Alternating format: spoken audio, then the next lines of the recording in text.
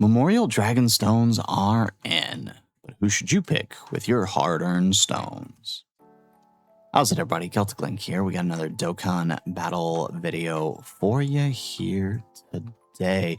That's right, it's been about 2 weeks and we are back. I wanted to give you a quick little update before we hop into today's video.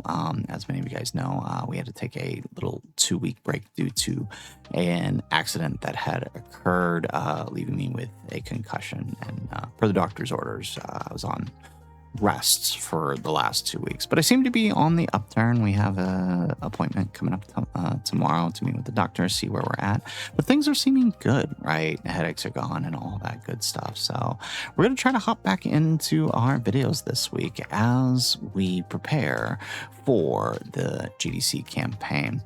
And with that, we have the big question on everybody's mind. We got our memorial tickets, we got our memorial stands, but what should we use them for? That is the big question we're going to be answering here in this video. So let's go ahead, let's hop on in. So before we go any further, I want to just say that whatever your choice is here, I would say is going to be largely dependent on the amount of stones that you received in this past year. If you remember, the calculation is based on, 50 dragon stones per spent for one memorial stone since August of last year. So if you're low to play, free to play, you're probably not going to have that much. And if you remember from our memorial stone calculation video, your average player, assuming they spent all 7,000 stones from last year, is probably going to be somewhere around the 150 to 200 mark, depending on how much extra they've spent. And that was saved up to that point. So just throwing that out there for everybody, that it's going to be largely dependent on that. The higher you have, the more freedom you have to choose. But if you're anywhere between that 150 to 180 mark, honestly, I would say your better bet is actually to exchange your memorial stone for the tickets and just use the tickets to summon on the banner. It is 7 tickets to summon on this banner for 5 units. It is a non-GSSR multi. However, the banner does include characters up to June of last year, which is pretty standard since they've made the change to the new format. It's not the greatest that it used to be. This banner used to go all the way back to the beginning of time in Dokkan, and it got to a point where they had to split it into 2 banners. But now it's just basically the last 3 years worth of TURs, which includes some recent easy A's. So I do think that the lower amount of tickets you have, if you're closer to the 150, obviously if you're at less than 150, which is the minimum you need for a TUR, then obviously you're going to grab tickets. But I would say even if you're at about 150 to 180, it's probably still better for you to grab the tickets. Even if you don't get the exact unit you want, there's a good chance you're going to pull at least something useful, even from the unfeatured pool, right? While the LRs don't go past PyCon of last year, which is funny because you can actually buy Tien with stones, and we'll get to that in a second.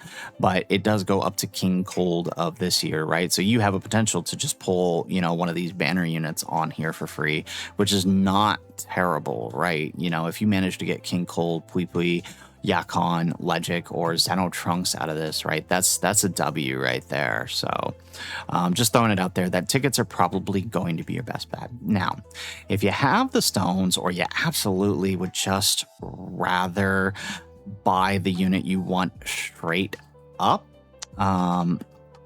then of course I think there are a couple that are probably worth it the most, and really it's going to be based on 2 things. Number one, I do think you should wait until the end of the celebration when we know who all the EZAs are, because there are a couple of units here that are due up for an EZA that have yet to EZA, who could potentially EZA during this celebration. Units like Tech Bardock, the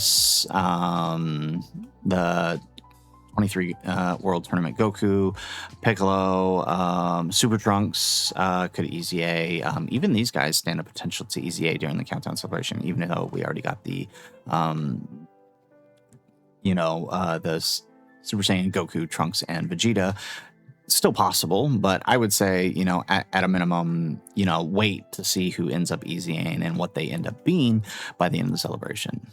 Now, with that said, let's go ahead and rank our best choices, because the choices are basically going to be based on the theme of the celebration, right? What would really benefit you the most, right? We can already tell, like, based on the countdown, is Saiyan Saga, which means it's our actual main part 1 is very likely to be Namek Saga, right? That's typically how they do these countdown celebrations. It's usually thematically fitting to the saga before whatever we're about to do, right? So that does mean that our theory from a previous video about triple Z era could be possible, or even double Z area, right? Triple Z might, maybe they won't do Buu Saga, but at a minimum, right, we know we're going to need to be dealing with Namek and likely Cell Saga for this celebration. So that's going to kind of inform how we choose things. So I'm going to give you my list of 5 characters who I think are worth your stone. So I'm going to go ahead and start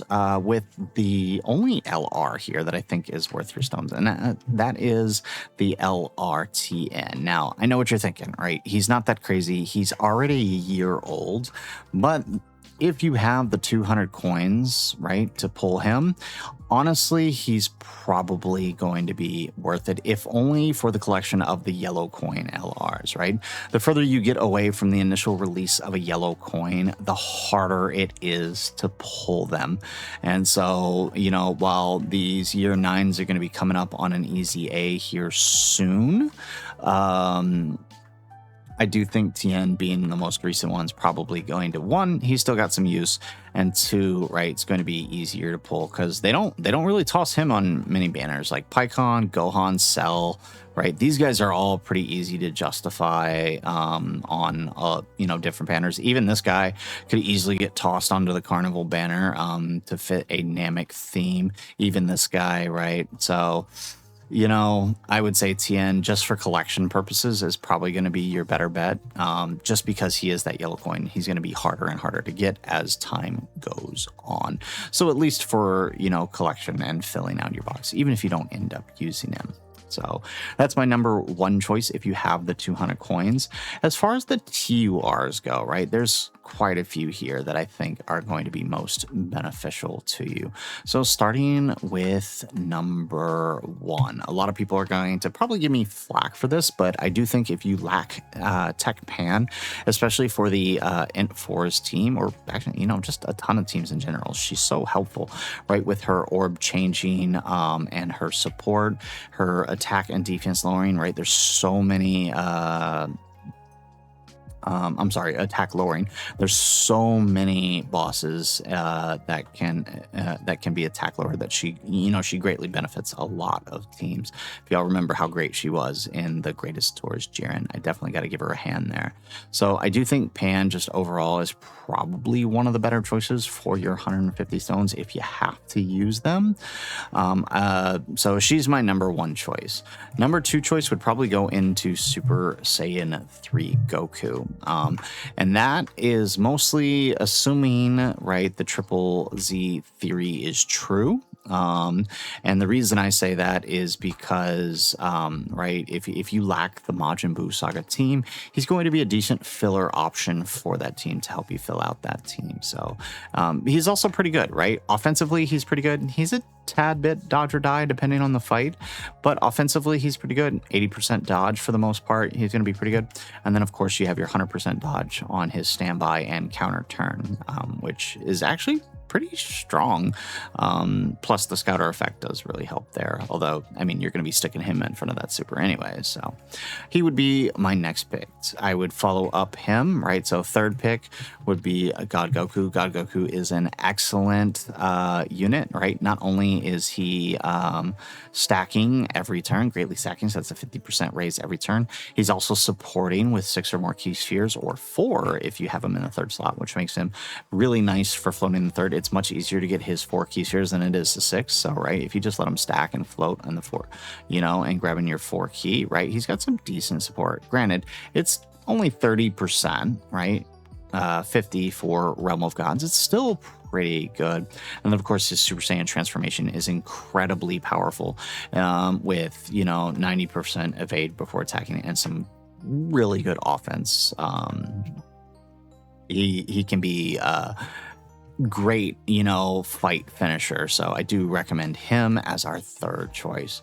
Fifth choice is probably going to Hirudegarn, another great easy A. Now, the only thing with Hirudegarn is his only team is basically Cell Max, although a new potential artificial life forms leader not artificial life forms leader, transformation boost, or uncontrollable power or resurrected warriors could easily place him in a decent place. Obviously he wants other movie bosses or storied figures, but he could still work pretty decently, right? Because he doesn't need that restriction. Once transforms, it only grants him the effective against all types, which you could easily mitigate by building it with crit.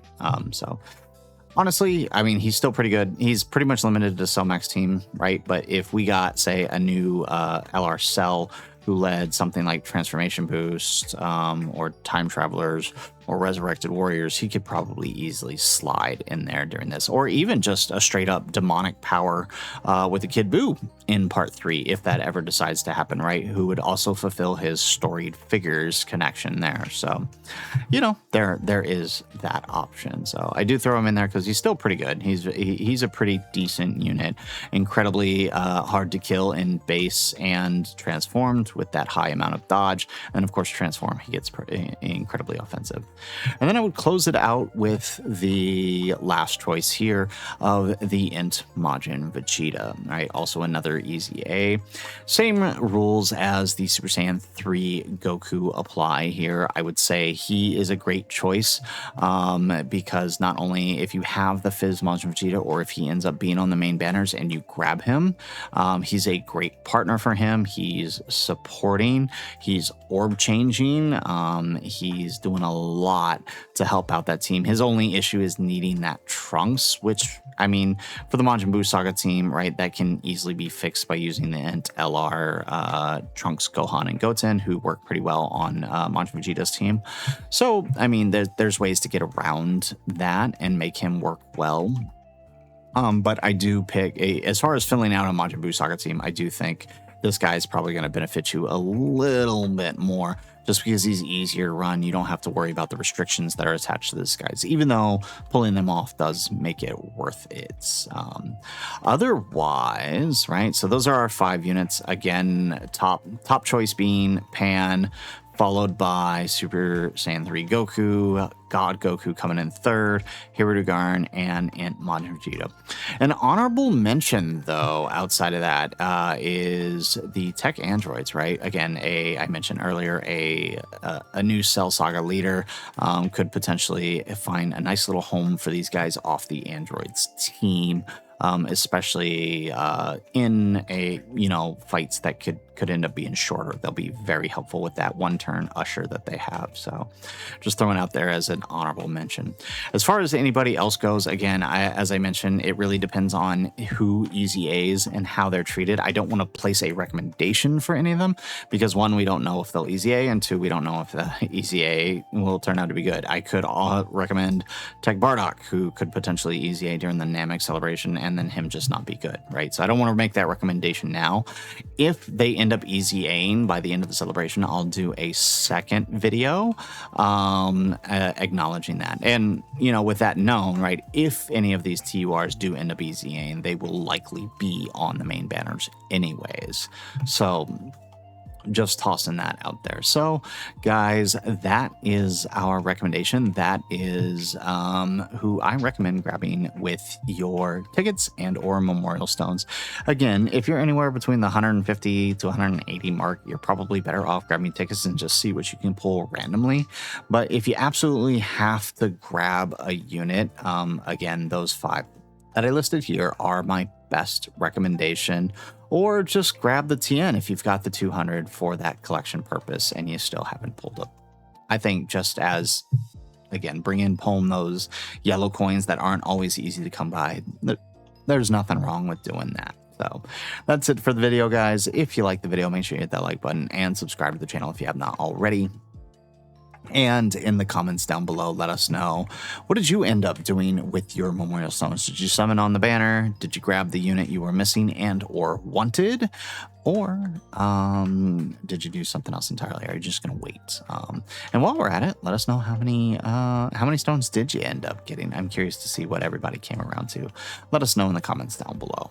Otherwise, guys, as always, thanks for watching and aloha.